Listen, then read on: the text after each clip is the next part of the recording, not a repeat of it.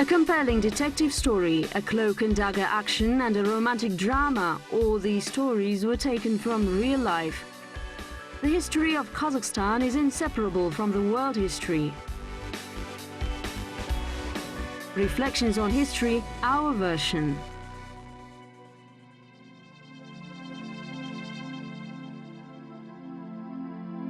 The Kargaly diadem. The one who once was a beauty, princess, bride, and probably a witch slept in a dense natural boundary under the bank of a dirty river under huge blue boulders of 2,000 years. Everything around her was veiled in mystery and darkness.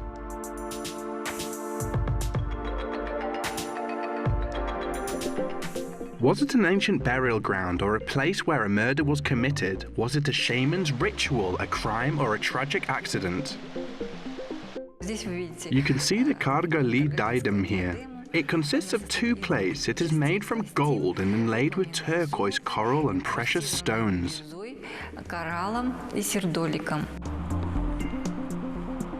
The most famous exhibit which witnessed a few mysterious and tragic stories. It is the Golden Hall of the Central State Museum in Almaty.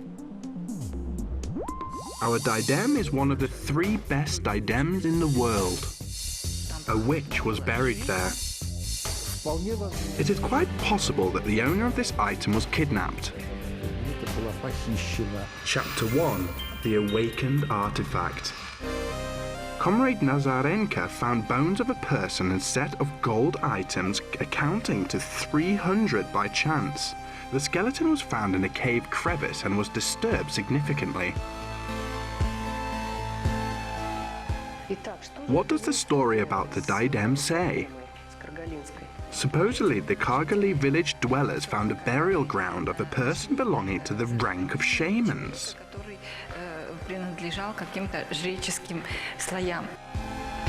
Supposedly, it was in the 2nd century BC, and probably she was a shaman from the Wusun tribe. Everything is supposed in the story. In 1939, Nazarenka, who was a worker of the Kargaly cloth mill, was walking together with some guests who had arrived to share their experience. Being not far away from the cloth mill, they were walking along the Kargaly river.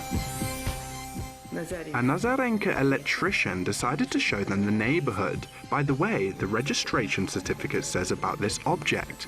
They went up a mountain and found themselves near a place called Manashokti. There was an interesting stone ledge which remained a cap peak.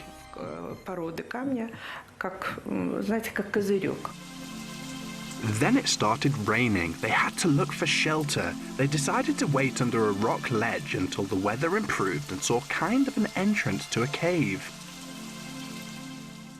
There were piles of stones. He said that when he had been talking about the Kargaly area, he touched those little stones lightly and suddenly gold jewelry started falling from the pile. It is known when the artifacts were discovered, Yuri Dombrowski, the writer in exile, worked as a curator in the Almaty Local History Museum, situated in a cathedral. The diadem was brought there. He, as an employee, was connected with various documents.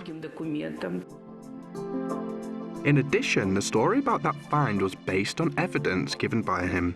He wrote about it in a form of literary work, which did not always demand exact facts. A beautiful young witch wearing a veil and a gold crown rides a winged dragon in the sky and leaves a fiery track. Then an unknown person kills her.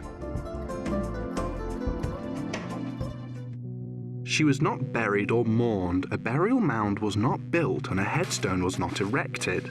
On the day of the wedding, she suddenly disappeared. Archaeologists went to that river where they collected the rest of the gold jewelry, but that place the items were found was not examined thoroughly. Investigators interrogated everyone who was connected to the find in 1939. Actually, it was an ordinary procedure. Someone brought the gold, they had to find out where they had got it and check if they concealed anything. It is said where the victims related to this story remains unknown, whether they really had to be punished or were innocent. Chapter 2. The Picture of the Universe. The ornament on the famous gold diadem was produced in a style of typical late Scythian period. The gold is ornamented with turquoises, which were considered magic gems in ancient times. Most probably, a model of the universe is depicted on it. It is based on ancient legends related to the world of the dead, spirits, and all of the living beings. It is the most surprising Kargaly find. The gold strip consists of two parts. Their length together is 35 centimeters. The central part is absent, but it probably was about 7 centimeters long. There must be the absent fragment here. A tree is depicted on it. It must portray the tree of life.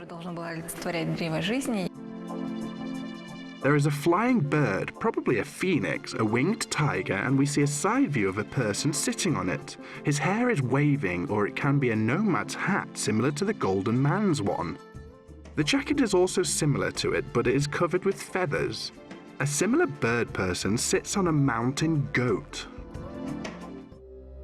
Here we see the emblems of happiness and well-being, the emblems of the sky and the earth, which were closely connected with the shamanic conceptions of the nomadic Turkish people. It is typical that there are no domestic animals on the diadem, where there are mainly birds, a flying tiger, a winged horse, a dragon, and a bird-like people.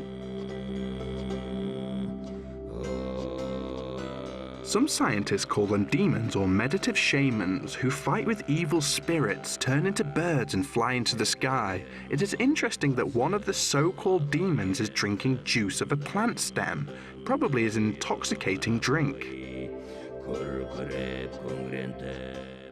It was used during rituals in order to become intoxicated and meditate.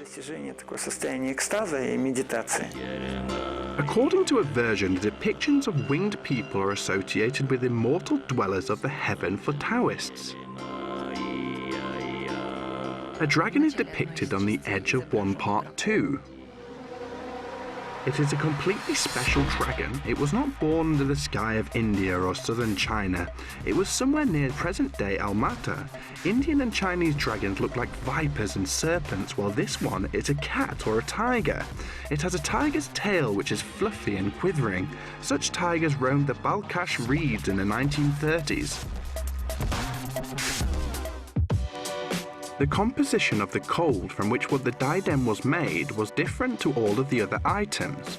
In some archaeologists' opinion, it was imported from China, where it had been made by skillfully Chinese artisans.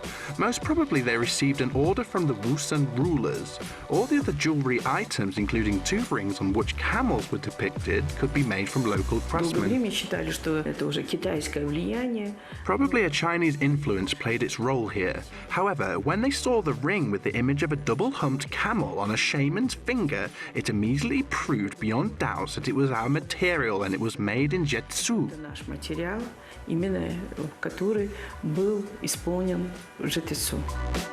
Another jewel with a mysterious image was found in the burial ground too. It is an earring showing a scene of torment. A boar is attacking a person. According to Berstam's first version, a mouse attacked him. Was it a giant mouse or a boar? In mythology of that time, the latter appeared more often. It symbolized thunder and might combat power. The beast does not get its teeth into the human body by mere chance. It tries to get to the liver, which according to ancient beliefs was a sacred part of our body. There is a Kazakh wedding ritual. When marriage agreement is concluded, both parties eat a ritual dish. It is called kurik baur. Kurik is tail fat and baur is the liver. Here we can see the wordplay in the Kazakh language. Baur means both brother and liver. Thus, after eating this dish, both parties become relatives. Баур – это брат, баур – это печень. Что съедая это блюдо, обе стороны становились родственниками. There is one more superstition. The images on the diadem show a ritual dedicated to the god of fertility, Dionysius, also known as Bacchus. Thus the girls were Bacchantes. It was a Greek cult of merging with nature, which, as they say, spread among the Wusun tribe. The main animals of Dionysius were deer and goat and a bear.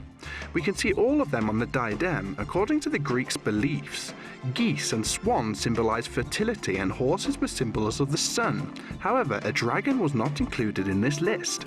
Те элементы отражают, насколько тесными были связи. Those elements reflect how close the connection between people of that time and the Persian, Iranian and Chinese worlds and other regions were. Китайским миром, в целом с другими регионами. Chapter 3, Area of the Unknown. According to one version, the owner was a young girl who was dressed in ceremonial garments. This girl was killed and then was taken approximately 100 kilometers away and buried. Диадема, она предполагает все-таки... The diadem suggests a certain social rank of its owner. She is at least could be a ruler or a ruler's daughter. Или же дочери правителя. The rulers of the Wusun tribe had wide cheekbones, red hair and blue eyes. They lived in Semirechye from the 2nd century BC. However, probably they were Samaritans, whose tribe was that girl from.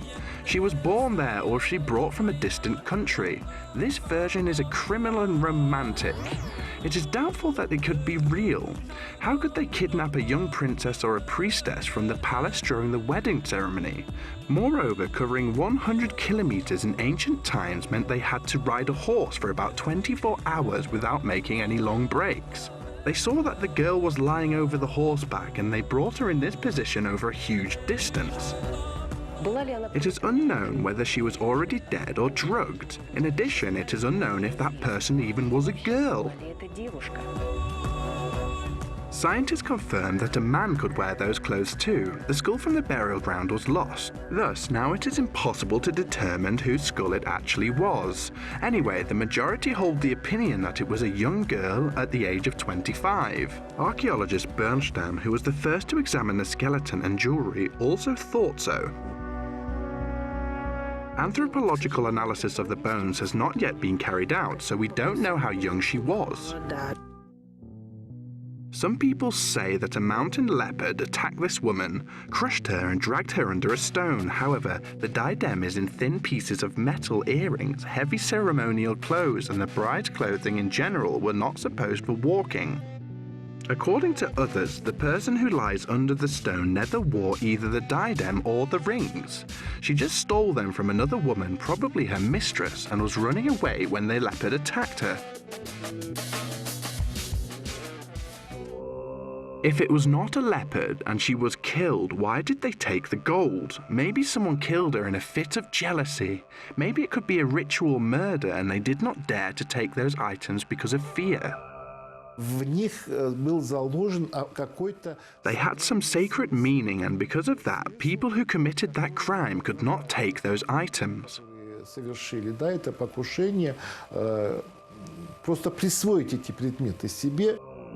However, Bernstam claimed it was a typical burial ground because the sorcerers and shamans were not buried. Their bodies were hidden in remote, inaccessible places. People were afraid of shamans. They were afraid of their power and feared that they could exert influence on them and their consciousness. All people had this prohibition. This is why shamans weren't buried in public cemeteries. Epilogue. The story is to be continued. People call her one of the most mysterious finds. It's not expected that this mystery will be cleared up anytime soon. It is not even known where exactly she was buried. There are no photos or exact descriptions. The time passes, but the number of unanswered questions remains the same. If we specifically talk about the Kargaly diadem, about this find, you'll see what was hidden. But why was it hidden? How was it hidden? How did it happen? And who participated in it? As you can see, we have many questions. The evidence provided by the contemporaries and witnesses are contradictory. For example, they claim that Dombrowski was arrested and remanded in custody for a few months because of this diadem. The Faculty of Necessary Things is a book which the main character's destiny is the same as Dombrowski's. Its plot is based on the Kargaly find. It seems that this story has a sequel.